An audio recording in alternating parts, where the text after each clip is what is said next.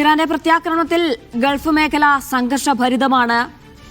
ജനവാസ മേഖലയിലടക്കം ഡ്രോൺ ആക്രമണം ശക്തമായി. ആളുകളെ ഒഴിപ്പിക്കുന്ന സാഹചര്യമാണ് ഉള്ളത് എന്നാണ് മനസ്സിലാക്കുന്നത്. ബഹ്റൈനിൽ സാഹചര്യം ഗുരുതരമായി തുടരുന്നു എന്നാണ് ലഭിക്കുന്ന വിവരം. ആളുകൾ താമസിക്കുന്ന കെട്ടിടങ്ങളിൽ ഡ്രോൺ ആക്രമണം ശക്തമാകുന്നു. 2 അപ്പാർട്ട്മെന്റുകളിൽ ഡ്രോൺ ആക്രമണം നടന്നു.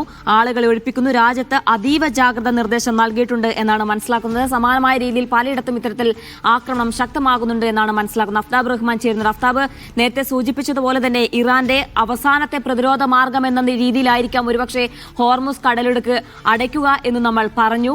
ഏതായാലും അത്തരത്തിലുള്ള ഒരു വാർത്ത പുറത്തു വരുമ്പോൾ അതുവരെ ഇറാന്റെ ഭാഗത്തു നിന്ന് ഒരു സ്ഥിരീകരണം ഉണ്ടായിട്ടില്ല. അങ്ങനെയാണെങ്കിൽ ഈ അവസാന പ്രതിരോധ മാർഗം എന്ന രീതിയിൽ ഇറാൻ ഇതിനെ ഉപയോഗിക്കുകയാണെങ്കിൽ ഏതെങ്കിലും രീതിയിൽ വലിയ രീതിയിൽ ആൾനാശനഷ്ടം അല്ലെങ്കിൽ അവരുടെ പ്രധാനപ്പെട്ട നേതാക്കൾക്കടക്കം വലിയ രീതിയിൽ എന്തെങ്കിലും പരിക്കുകൾ പറ്റുകയോ അല്ലെങ്കിൽ കൊല്ലപ്പെടുകയോ ചെയ്യുന്ന സാഹചര്യം ഒരുപക്ഷെ ഉണ്ടായേക്കാം എന്നാണ് വിലയിരുത്തപ്പെടുന്നത്. അങ്ങനെയാണെങ്കിൽ അത്തരത്തിൽ സ്ഥിരീകരിക്കാത്ത റിപ്പോർട്ടുകൾ കൂടി വരുന്ന പശ്ചാത്തലത്തിൽ ഇത് എങ്ങനെ നിരീക്ഷിക്കണം?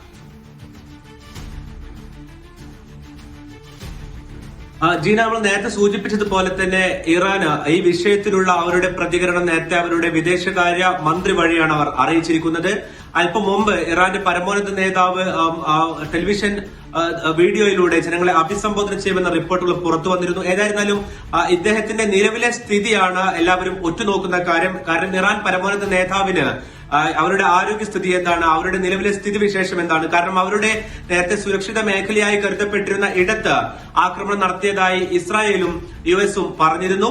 ഇതിൽ ആരെല്ലാം കൊല്ലപ്പെട്ടു എന്നുള്ളത് വ്യക്തമല്ല. നേരത്തെ ഇറാൻ സ്ഥിരീകരിച്ച പ്രകാരമാണെങ്കിൽ 2 കമാൻഡർമാരാണ് അവർ കൊല്ലപ്പെട്ടത്. അത് ഞങ്ങളെ ബാധിക്കുന്ന അല്ലെങ്കിൽ ഞങ്ങളുടെ ശക്തിയെ ബാധിക്കുന്ന കാര്യമല്ല എന്നുള്ളത് ഇറാൻ പ്രതികരിക്കുകയും ചെയ്തിട്ടുണ്ട്. പക്ഷേ ഇറാന്റെ പ്രതിരോധ മന്ത്രി, അവരുടെ പ്രധാനപ്പെട്ട കമാൻഡർമാർ ഇവരെല്ലാം കൊല്ലപ്പെട്ടതായി ഇറാൻ സ്ഥിരീകരിക്കാട്ട എന്നാൽ യുഎസിനെയും ഇസ്രായേലിനെയും ഉദ്ധരിച്ചുകൊണ്ടുള്ള അന്താരാഷ്ട്ര മാധ്യമങ്ങളുടെ റിപ്പോർട്ടുകളും പുറത്തു വരുന്നുണ്ട്. ഏതായിരുന്നാലും നേരത്തെ നമ്മൾ സൂചിപ്പിച്ചതുപോലെ തന്നെ ഹോർമുസ് കടലിടുക്ക് പോലെയുള്ള ഒരു ഓപ്ഷനിലേക്ക് അല്ലെങ്കിൽ അത് അടക്കുന്നത് പോലെയുള്ള ഒരു ഓപ്ഷനിലേക്ക് സാധാരണഗതിയിൽ ഇറാൻ കടക്കാനിടയുള്ളത് അവരുടെ അസ്തിത്വത്തെ തന്നെ അവരുടെ വേരിനെ തന്നെ ബാധിക്കുന്ന തരത്തിലേക്ക് കാര്യങ്ങൾ എത്തുമ്പോഴാണ്. അതാണ് നമ്മൾ നേരത്തെ പറഞ്ഞതുപോലെ തന്നെ 1980-ലും 88-ലും 2010-ലും എല്ലാം തന്നെ നമ്മൾ കണ്ടത്. കാരണം അവരുടെ നിലനിൽപ്പിനെ തന്നെ ബാധിക്കുന്ന തരത്തിലേക്ക് കാര്യങ്ങൾ എത്തുമ്പോഴാണ് സാധാരണ ഹോർമുസ് കടലിടുക്ക് പോലെയുള്ള വളരെ തന്ത്രപ്രധാനമായ മേഖല അടച്ചുകൊണ്ട് ഇറാൻ അവരുടെ മറുപടി നൽകാറുള്ളത്.